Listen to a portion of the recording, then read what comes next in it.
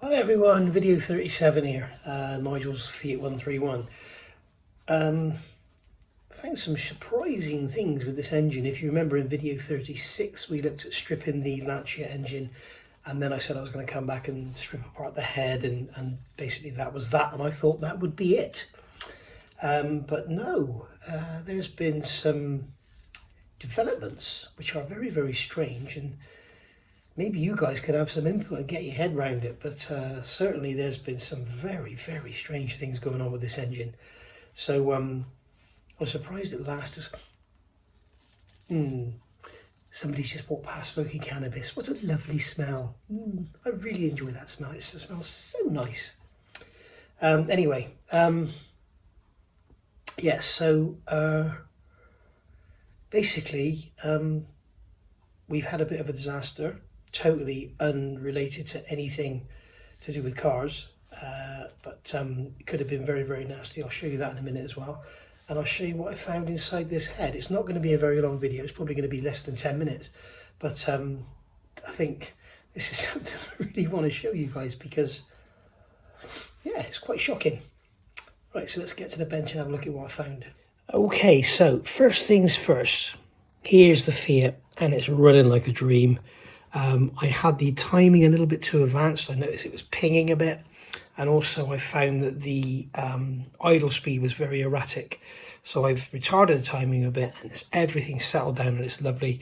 I don't know if I mentioned to you as well, I had to get a new battery. The battery that Giorgio gave me was just enough to start the car, but literally, you know, having the lights on for 2 minutes was enough to flatten it. So obviously it was very near the end of its life.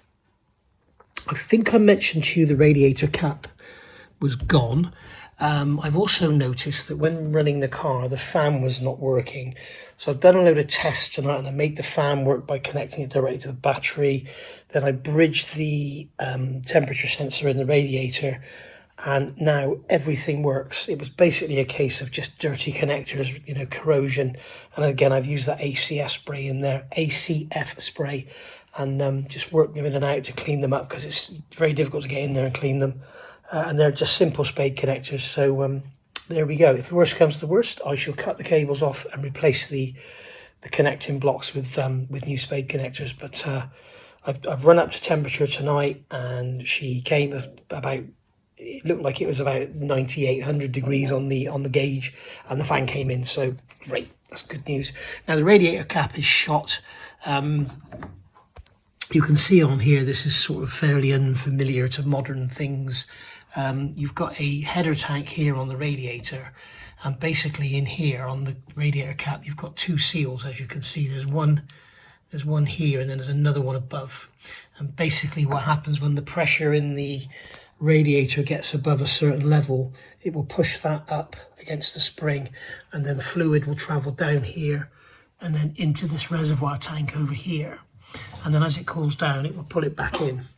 So it's almost like a kind of sealed system, as long as that pipe remains submerged in fluid, in coolant. But unfortunately with mine, the radiator cap is probably 43 years old, and I don't know if you can see it on here. Where are we? Where are we? I can't see it now. There we go. You can see it now. If I put it at 12 o'clock, you can see that it's all perished, and what's happening is that's once it gets to about 90 degrees, it's starting to, or about 80 degrees actually, it's starting to steam and release steam, so that's not good. And then without the fan working, once it got to about 100 degrees, it would actually start to push water out down here. So that was a problem. So I bought a new radiator cap from Ricambi, which are brilliant, but unfortunately it doesn't fit. As you can see here, everything looks the same, but you can see this flange here is a lot wider than this flange here, and it doesn't have that radius in it. So I may well grind this back and make it fit, or I may just keep this one for when I get the beautiful radiator from Kevin. I'll see if it fits that one, and or just go and order one off eBay or something. But I can't go on with this cap like this. And I've actually said to my mum tonight via text message, she wants to meet up for lunch, and I said, like, you know, we've got some terrible roadworks going around here at the moment, and I'm so worried about getting caught in traffic in this thing because it's just going to boil over and overheat, and that's the last thing I want to do, because that's, you know, it's not good for them. So with that radiator cap like that, we can't build the pressure up in the system, so therefore the fan will kick in, it will try and keep it cool, but the trouble is once it goes over 107, that's it, you've lost it. So I don't really want to be driving it around in this like this if there's any risk of traffic, which is why I only really take it out on lunch times on a weekend, because like at the moment, as I say, around here at the moment between sort of 3 and 6 p.m. and 7 a.m. and 9 a.m, forget it, it's just solid. So not going to chance that. I don't want to ruin the old girl. So anyway, that's the Fiat stuff out of the way. Here's the sump from the Lancia engine. Now, as you can see, there's some bits and pieces in there, but that's just the rubbish, the gasket material from the sump and everything. And here I've got some rags soaking up the residual oil. I've got the mesh off the oil pump there. Worth remembering with these, it's a really good design, but it's a pain in the ass when you take it out, because they've got like a separate sump inside the oil pump. It's really clever. So you've always got this sort of reserve of oil, which is a really good idea. I've never seen it on a pickup before like this. In fact, I can probably show you. You can see that basically this thing sits on the bottom here, and it sucks oil up through this tube, and then this bath fills up with oil, and the engine has got all this oil to use if you hard corner or whatever. It's absolutely brilliant. You've got this little sort of, I don't know, it's probably about I don't know, 100 millilitres, maybe 200 millilitre little sump of oil. It's absolutely brilliant. So really clever idea, and probably works very well. Well, looking at the crank in this engine, it does work very well because the crank's lovely. There is a tiny bit of scoring on a couple of the mains. I wonder whether to get it polished or just put it back together like it is, but we shall see. Anyway, that's enough about the sump. Right, I want to look at this head. So we're going to put this over here. I should have grabbed this rag out before. You can see I've got my Bud Light here. There's one finished and one started. Come on, rag. Oh, hang on a minute. A rag is 100% necessary with this engine. It is bloody filthy. You know, even like you pick up a bolt like this, look, you pick up a bolt and your fingers are filthy. It's just disgusting. It's just, compared to the engine that's in the Fiat, that one there, when I stripped that one down, that was lovely and clean. Obviously you get oil in your fingers, but this is just black sludge and shit. It's disgusting. It's typical British bloody garbage. I'm sorry to say that, but it's true. So anyway, so here's the head. Okay, everything's good. Everything's lovely. The guides are lovely. This is the inlet side. All the guides are lovely. Everything's good. Okay, this is the exhaust side. Absolutely brilliant. Really happy with it. Now, I don't remember if I mentioned this before. I can't remember if I mentioned it, but with these cam boxes, you have bolts here which are, I can't remember now, 35 millimeters long, go in this side, and you have bolts down this side which are 55 millimeters long, because they're longer, because there's more meat in the cam box up here. And that bolt there was 35 millimeters long. So where'd they get that from? I don't know. So that was one thing. Luckily, they didn't over tighten it and rip the thread out, because it's only in on about 5 threads. So yeah, thanks for that. In fact, the bolt should be in here somewhere. This is just a basic box of crap from the engine. This is all the tensioner assembly here. That's all shot because of the heat from the fire. So anyway, that was that. So we got all the inlet valves out, and we got all the exhaust valves out. And as you know, I had to grind the heads of all the exhaust valves because they were in such a bad way. I mean, I just picked one here. I picked number 1 at random. And you can see the end of that valve. Lord only knows what somebody's done to that. It's a complete and utter mess. It's focusing on my fingers. There we go. Look at that. That is not me filing it. I've filed the sides. Come on, focus, focus, focus. I filed the sides to be able to get it out. But you can see the top of that is just mashed to pieces.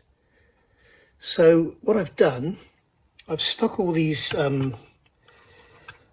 valves in the lathe and I've clocked them.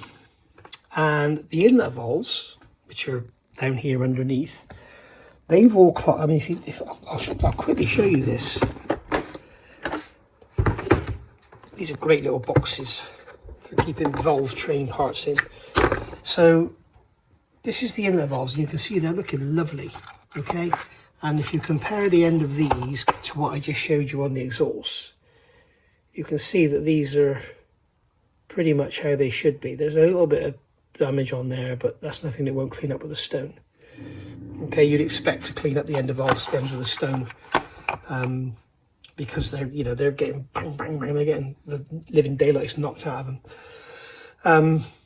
But yeah, you can see inlet valves look lovely. Put them all up in the lathe, clock them, absolutely gorgeous, all of them. They're all within 2, maybe 3 thou tops. Which made me think, hang on a minute, how can that possibly be? How can it break, literally break an exhaust valve and not hit an inlet valve? So I'm beginning to think somebody's been in this engine. They clearly didn't know what they were doing, because I'll show you something else in a minute. And I'm wondering if they had bent valves and they've straightened them out. They put them in a vise and straighten them out, because when you look at this, how it's broken, it's a very strange break. Why would it break that L section there? Why would it not just break off? And I'm wondering if, I spoke to Kevin today, and he was like, what? You know, all the other valves are straight. These are all within about 4 or 5 thou, which makes me think maybe they've been straightened and the exhaust valves were replaced, because the exhaust valves look very nice. But certainly this here, if it was broken off by being turned over without the cam belt because of the fire, there would at least be one bent inlet valve, and there isn't. You would expect to find another bent exhaust valve, and there isn't. If it had run with the cam timing out like my Fiat 1367 did, you would have all the exhaust valves bent, or all the inlet valves bent, or whatever. I had all the exhaust valves bent on my engine, so I replaced them. But this is I'm wondering if this was actually straightened out and then it's literally fractured after the heat of the fire. But the heat of the fire, this is number 4, this is the far end of the fire, and the temperature in the combustion chamber way exceeds what the fire would have been. So I really don't know what's going on. I mean, when you look at the head of the valve, you would expect to see a line in it where it's been hit by the piston and pushed it over and snapped it off. I mean, when you look at these, I just thought of this while I'm filming. I've got these. No,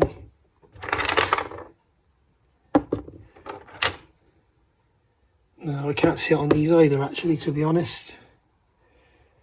These are the exhaust valves out of the 1367, and they don't have it either. So,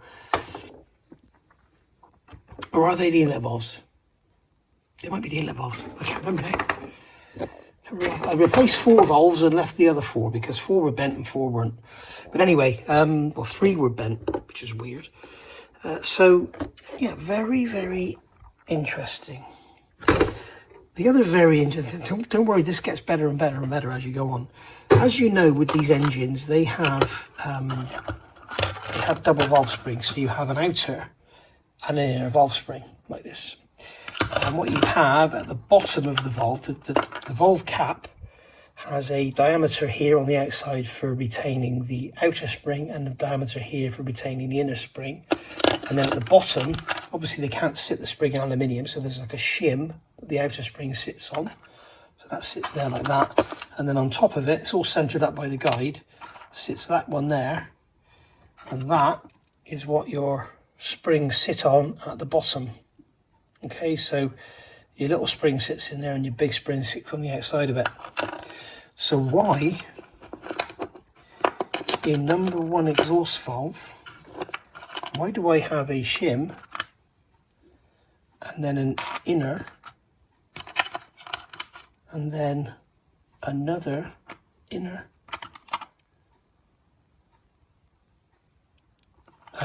Why? I've looked at the spring looks fine. I mean, I'm not sure how it compares. I didn't actually compare it to another one. Luckily I put new springs in the 1367 under the same, so, but no, looking at those, they're the same length. They're absolutely fine, so it hasn't damaged the spring, hopefully. I might just replace it with one of the ones out of the 1367, to be honest, because I bought a new, there's the box there, I bought a new set of springs.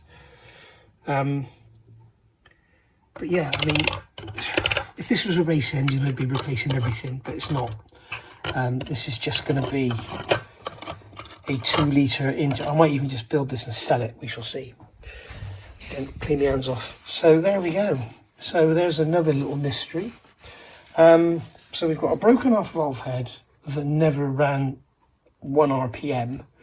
We've got 3 exhaust valves that have a little bit of run out in them, but nothing much.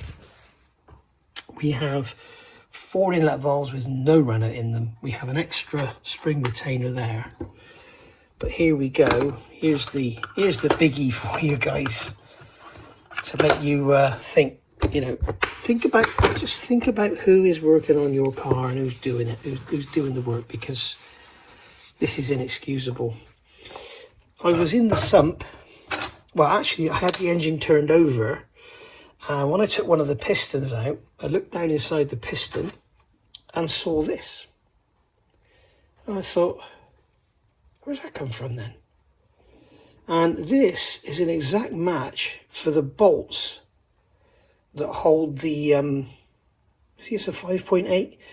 This is an exact match for the bolts that hold in the breather tube. You know, it's over here.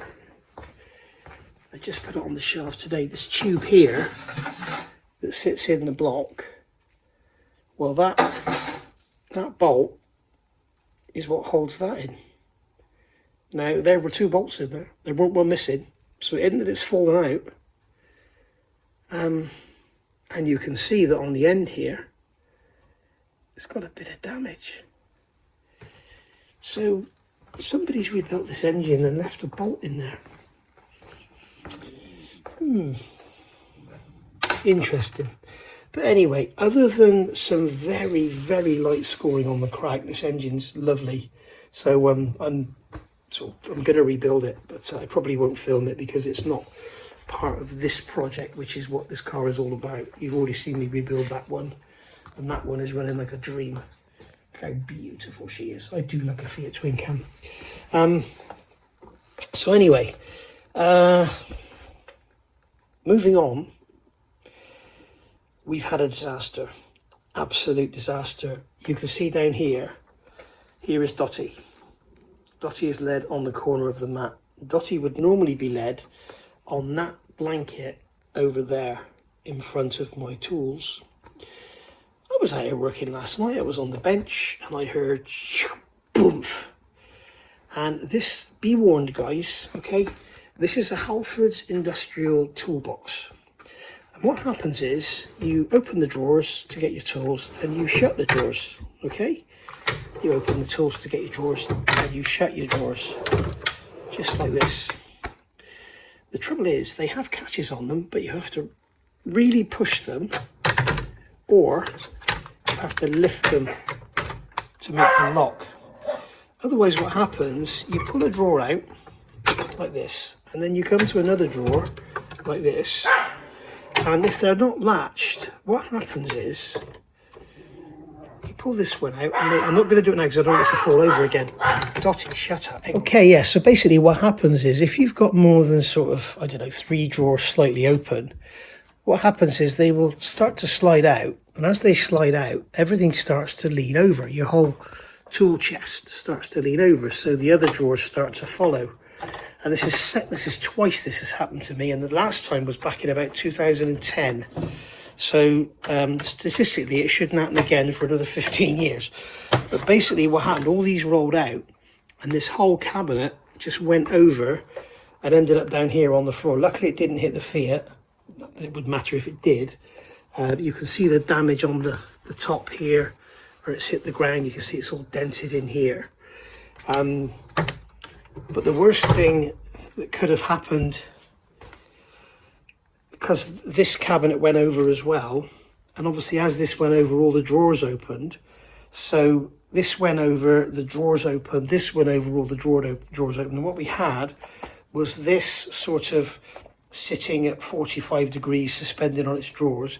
And this top section had gone right over onto its front, and all the tools had come out. I've spent nearly all day putting the tools back in. And you can see here what's happened. I've managed to straighten them out a bit, but these ball bearing rollers here are very, very tight. And you can see on the side of the drawer here how this has all been bent and buckled when it came out. So it's clearly cheap junk. But it's good enough for the job. You know, if it doesn't fall over, it does the job absolutely fine. It's only because it's fallen over that it's bent. But I need to draw that rivet out and then get this in the vise and straighten it out. But I've managed to, all these balls came out. I've managed to find them. There's one bit there bent. I managed to get all the balls back in. So hopefully, you can see here, I've probably got too much in there is the problem. But these bottom ones don't tend to come out. It's these top ones that just fall out because you shut the drawer, you see. And that's it. And it's not, what you need to do is shut the drawer and physically lock it, rather than, that's something I need to get in the habit of. So if you've got one of these, or you're getting one of these, bear that in mind. I know there is a company called Bot that make these sort of things, and they have some fantastic mechanisms in them that prevent you from opening more than 2 drawers at a time or something. And that's what this needs, because this is just, you know, it's not cheap, but it ain't quality. So very, very near miss. Luckily, Dottie at the time was led over here in my little deck chair. If she'd been led there,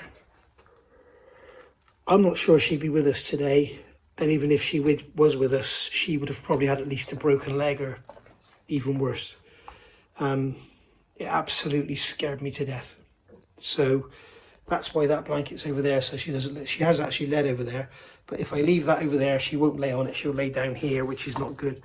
But when the weather's getting colder now, we won't be out so much. But yes. Right. I'm going to say goodbye. And hopefully in the next day or two, you will get to see me driving this from inside the car. I really want to do an in-car video like all these other people do. But there we go. So I hope you've enjoyed this little one.